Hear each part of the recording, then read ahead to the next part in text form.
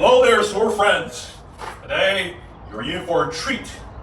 This is the constant Falchion my friend Brother Nathaniel designed and brought to life by none other than Purna Darnal. As you can see, this sword is an absolute beast. I have reviewed several swords in the past by Purna Darnal, two Congolese swords that I designed from period examples, and one huge Bowie knife designed also by Brother Nathaniel. And I am very grateful of this generous offering of hands-on experience to cut with and review the sword. We will go through the design and the making of this imposing Falchion in great detail later on, especially highlighting the monumental effort crafting this custom sword 100% by hand, using exclusively medieval tools in lieu of any modern machinery. But first, we will put this incredible piece of cutting implement through its paces. So we know this sword can cut, but how well? Well, it's sharp, the edge geometry is good, it has the heft. Now here we have a good estimation of animal torso, ribs inside bed sheet, and multiple layers of cut-resistant foot wrap and tape. Down to this tree, and let's see how well this sword can actually cut. As you can see here, broke multiple layers of padding, fabric, and cut into the meat. Wow! But you look at this, huh? All the tapes, wraps, okay? All the way in here, severed all sorts of bones, just as I predicted. It's a destroyer. Cut the ribs completely through, and let's see how many bones did it go through.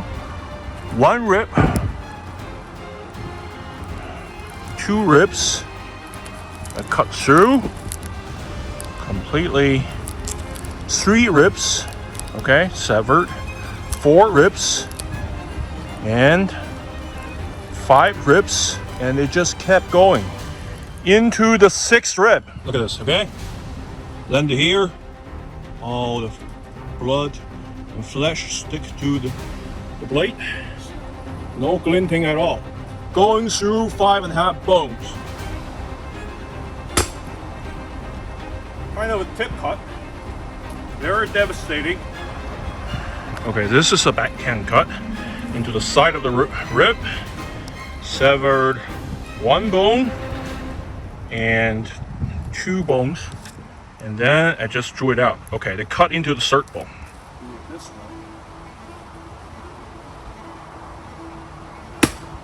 Wow. Freaking hell. Jesus. Cut this piece of totally in half. One more cut here.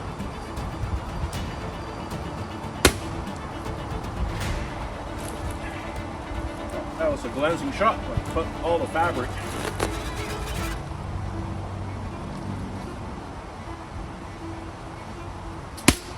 That's a glancing blow, still shave some meat off. This is another solid hit. Oh my gosh! Okay, they turned bone into bone shards. So the angle is so vertical, it just kept going down into the bones. 1, 2, 3.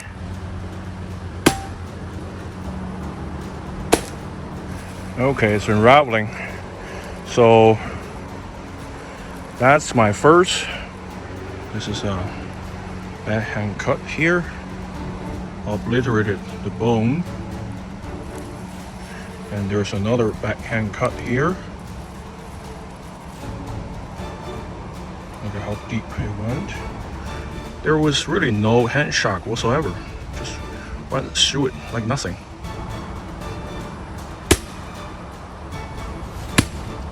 Still bleeding out of the marrow. Okay. And how many bones did we cut? Well, 1, 2, 3, 4. Look at the incision from the previous one. Yeah, look at this. How clean it was. There's no edge deflection whatsoever. The edge remained perfectly straight, and maybe a little bit of dowling where it met the bones. Yeah, not really by much. It's basically the same sharpness as before. Yeah, there's maybe one teeny tiny thing here.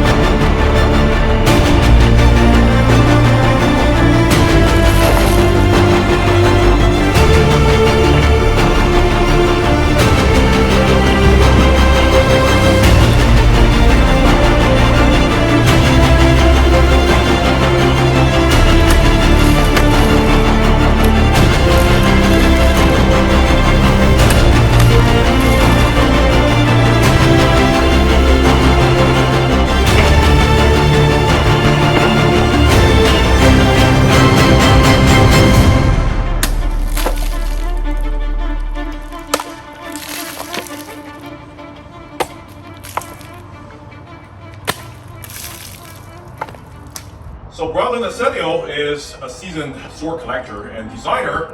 He has developed a fantastic franchise in recent years to experiment with narrative storytelling to arsenal design.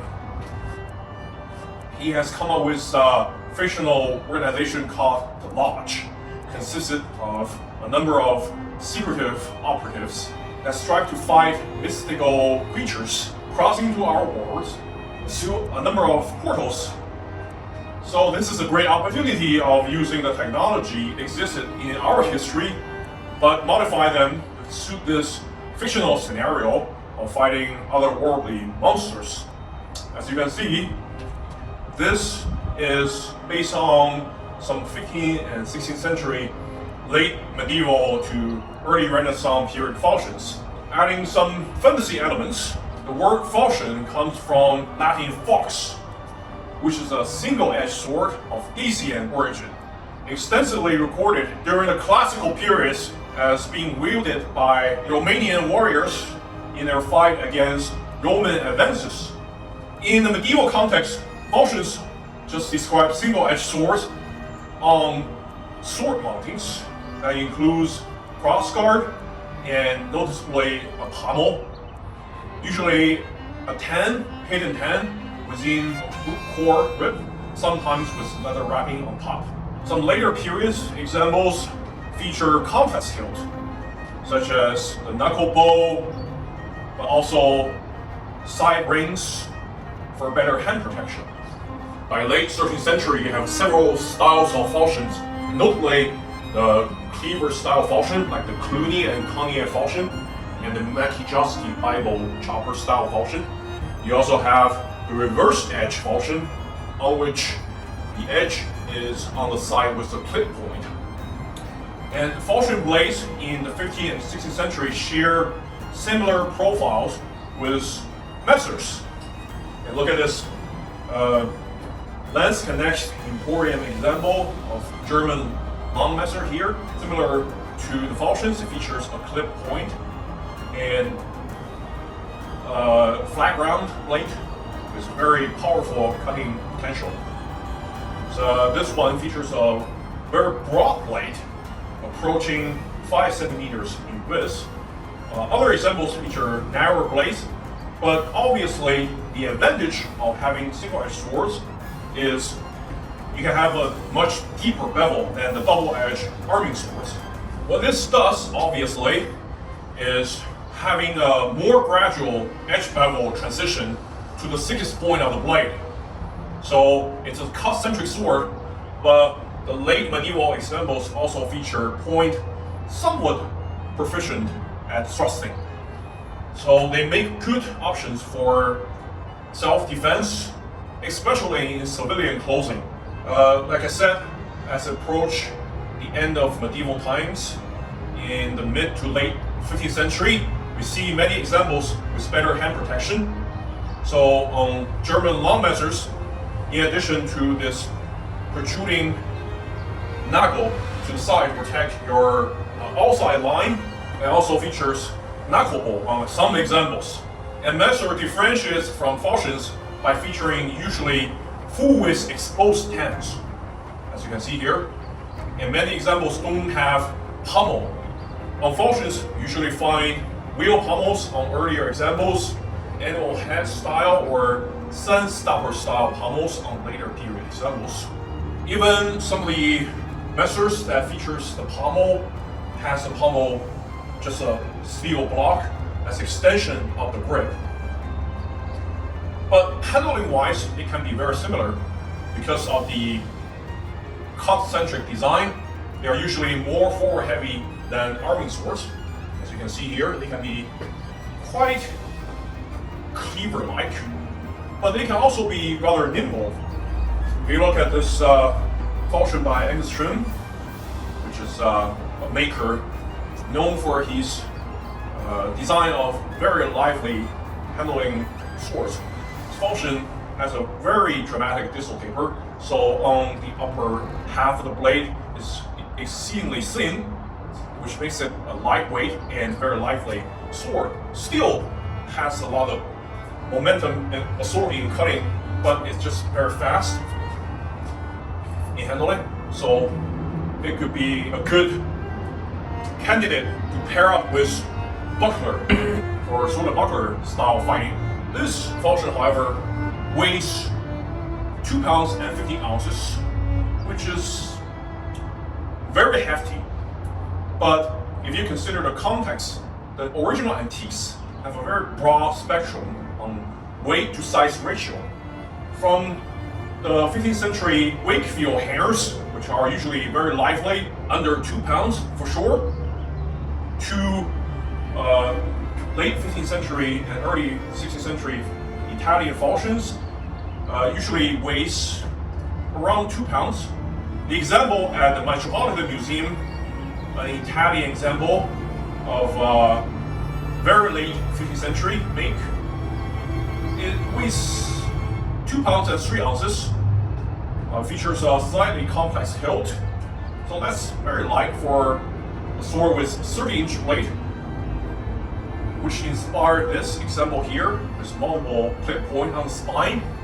The sword falchion and Warwick Castle is a very lightweight falchion. It comes in at 2 pounds with heavy material loss, and that one has a 32-inch long blade. But you also find many examples that are quite chunky and heavy. The extreme example is one at Wallace's collection, known as the Medici falchion, by having the lion head on the pommel, but also Medici family crest as part of the design.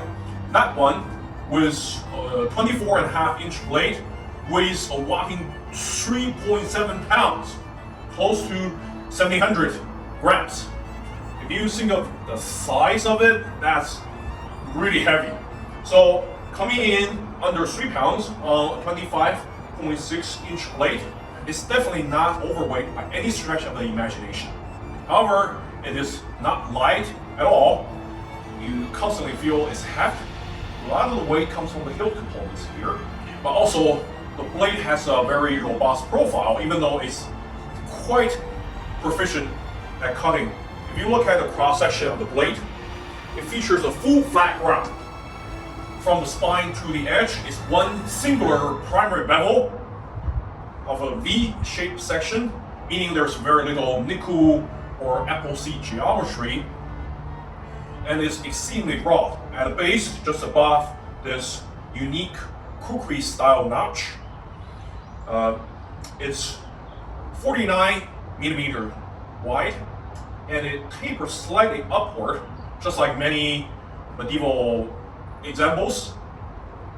Up to this clip point is 56 millimeters wide. Incidentally, it's also the sweet spot on this particular example because it might not be overly obvious, but if you scope down the profile of the blade, you can see there's a slight forward curve, just like kukris. So near the point of percussion over here on this portion of the blade, it's also very rigid and it doesn't really flex. It has a good width. It's tapered down from a whopping 8 millimeters at the base of the blade down to 5.1 millimeters at this clip point, which is about halfway across the blade.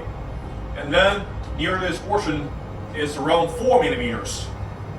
Near the tip is down to 3 millimeters.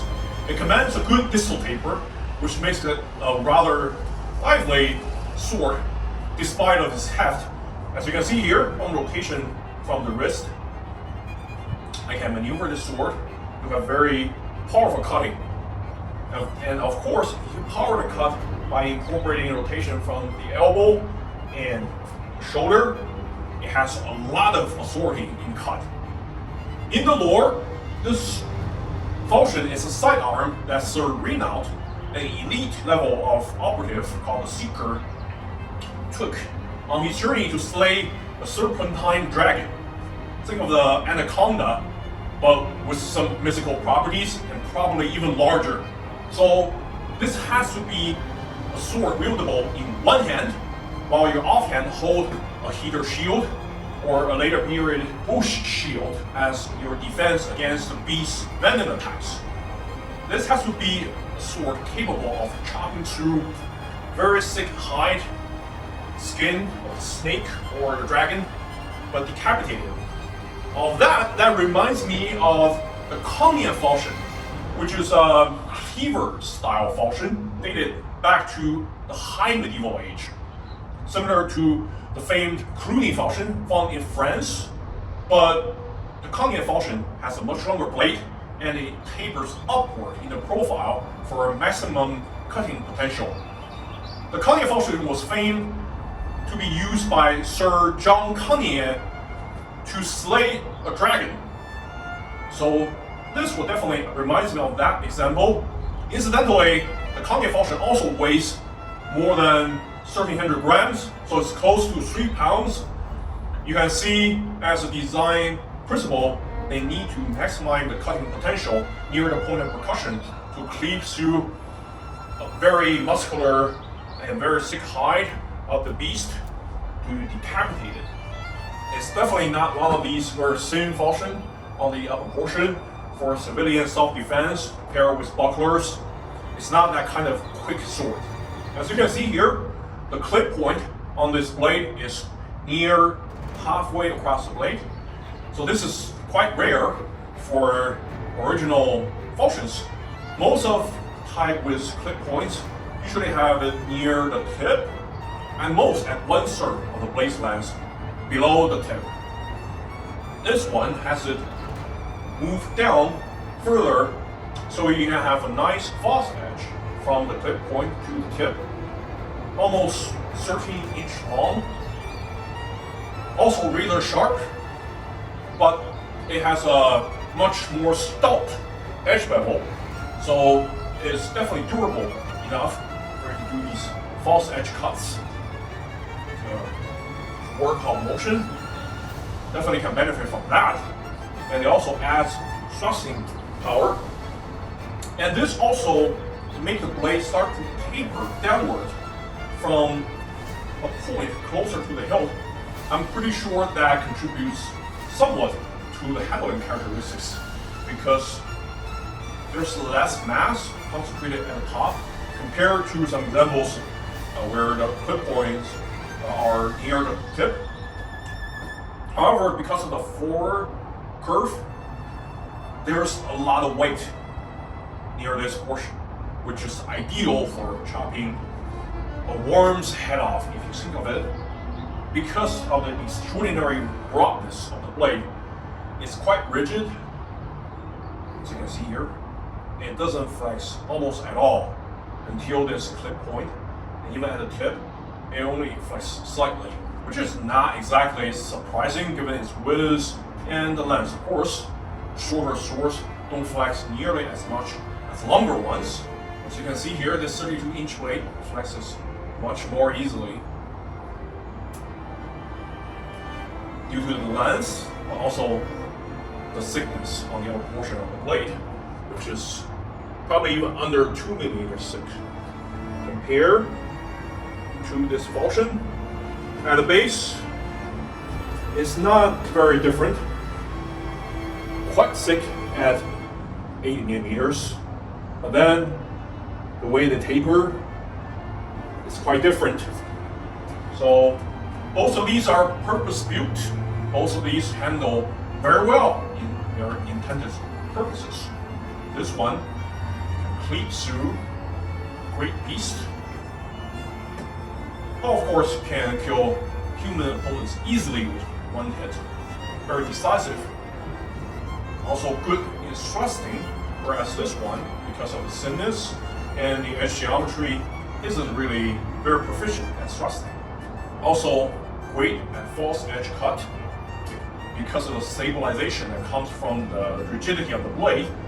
The hilt of this sword is quite unique because it takes inspirations from example housed at Royal Armouries, the writhen-hilt sword, with this very iconic wooden hilt with writhen pattern, but also on the crossguard is 2 writhen brass bar. Brother Nathaniel has commissioned a series of swords incorporating this design, but with his own artistic interpretation. Noticeably, the floral pattern on the extremity of the quillons. This one features one that resembles a rosebud on each extremity, either rose or tulips. And you can see the pommel is a tulip petal. It also features a D-guard, which is somewhat rare for medieval and Renaissance style falchions. It's a steel bar of writhen geometry. At first, I wasn't too sure of its design, even though I know that there are many examples features the knuckle hole on even medieval falchions. As you can see, this falchion, based on 16th century artwork, features a knuckle bow for added hand protection, but it's not a full D-guard for sure. it only protects the upper half of your hand, which is usually enough in fencing and fighting, because you're not supposed to expose your hand when you have your hand forward. But having a full D guard definitely adds to the protection of your hand and your forearm and the wrist. So that's something I can appreciate, especially in fighting. You never know where your opponent's blow comes from in some situations, especially in close quarter fighting and grappling. So having a full D guard is a peace of mind for sure. And we can see similar examples on some late 15th century examples.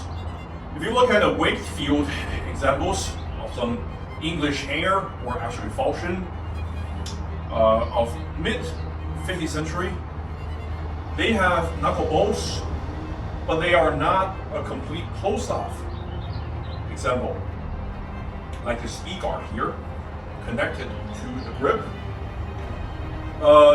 Late 15th century example has almost a complete E-guard, but it's not attached to the end of the grip. Still, it provides similar level of hand protection. And that example can be seen as a progenitor of the D-guard. D-guards sometimes are found on American Civil War period long Bowie knives. So it's definitely an interesting design element.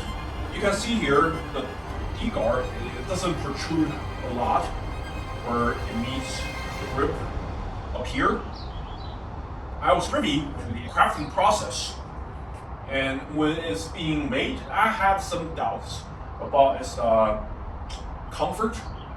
But I have to admit that after having a hands-on experience, I can definitely tell you that this D-guard is implemented in the right way. In all the edges on this knuckle bowl or D-guard is well chamfered. There's no discomfort at all, and your hands doesn't rub on any ledges. It's very comfortable and provides ample space for your hand. And the satin finish on the steel is well polished and has good texture to add to the aesthetics of this sword. An extraordinary fact of this blade is this crafting process. It was created from the get-go using all medieval style technology. There is no machine grinding at all. It's hand forged, just like any Purna Darnal blades. But then, it's not ground with bell sanders, any power tools, not at all. Exclusively with medieval style stone grinding down, smoothing out the edge bevel. It has a very nice satin finish and very even edge bevel, very flat. There is some rippling for sure, but on a blade this broad and flat, this amount of rippling is really astonishing. It takes many dozens of man-hours to work on this blade, using sulfur and stone to grind down the blade to reach this level of smooth surface and polish.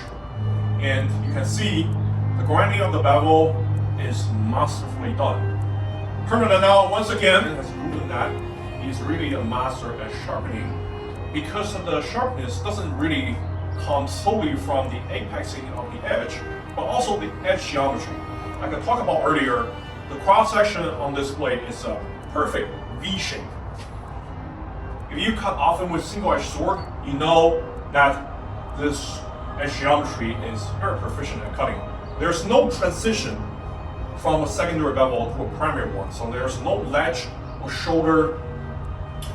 This makes it an exceedingly powerful cutting tool. If you look at the other writhen-hilt designed by Brother Nathaniel and realized by Purna Darnal, one is a very lightweight and lively longsword, inspired directly by the writhen-hilt longsword housed at the Royal Armouries, but having a more progressive profile taper for slightly better cutting while maintaining the thrusting potential. That, in lore, is the primary weapon that Sir Reno took with him on the dragon hunting.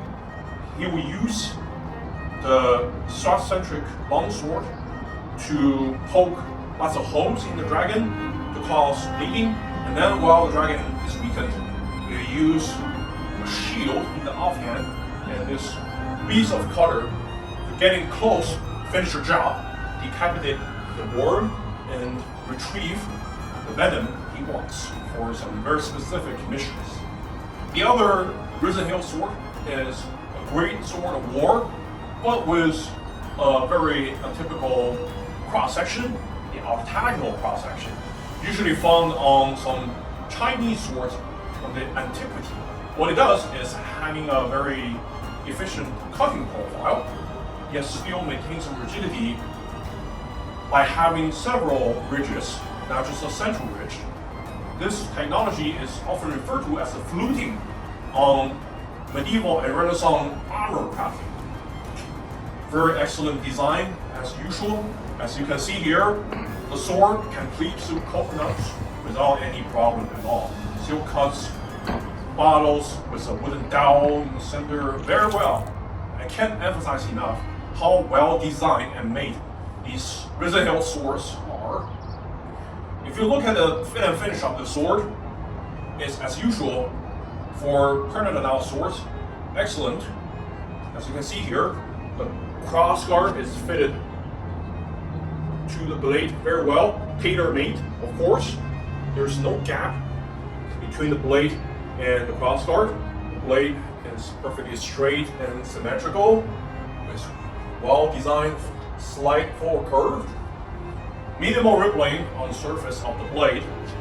Build components are one-off parts, and they are well sculpted, hand-carved brass pieces, and hot-peened pommel. There is almost no hot spot found on the hilt. There's only one small fitting error here. At the end of the grip, you can see a small ledge protruding on one side. My guess is this is a very difficult job for a hand-carved resin pattern on the grip, and there's a small error on one side of not making this safe enough. However, it doesn't create any hot spot during handling. The end of the D-guard prevents your hand or fingers from sliding down, so you will never actually feel this slight edge. But even if you run your finger across it, if you hold the pommel with your offhand, which you don't need, by the way, if you run your finger across this ledge, there's no discomfort at all, because all these resin patterns carved onto the hilt create from some very nice edges, very smooth, well chamfered, good wooden furniture for sure. Definitely a high status sword for a renowned knight and operative of noble birth.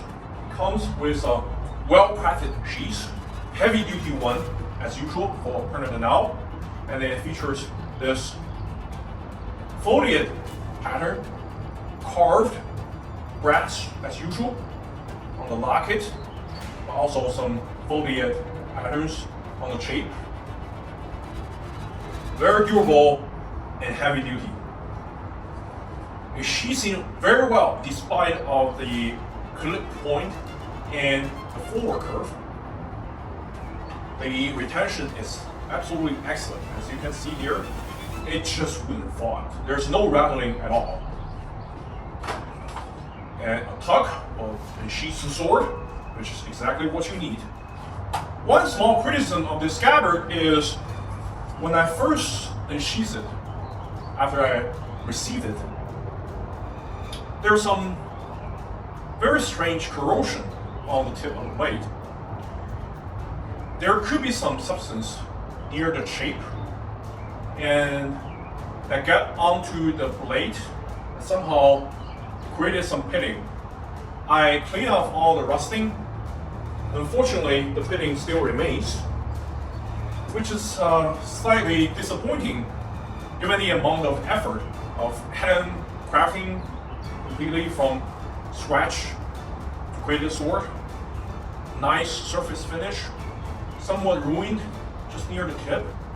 I talked with Brother Nathaniel, and he seemed to be able to incorporate it into the lore as Serena decapitated the worm dragon, the acidic blood got onto the blade, and quickly corroded the edge, which he cleaned off afterwards, but the pitting still remains. Overall, another Mastercraft custom piece. Both the design and the implementation are phenomenal jobs done. If you are entertained or find some value in this video, please like and subscribe, and definitely check out Brother Nathaniel's SBG forum page and his Facebook profile.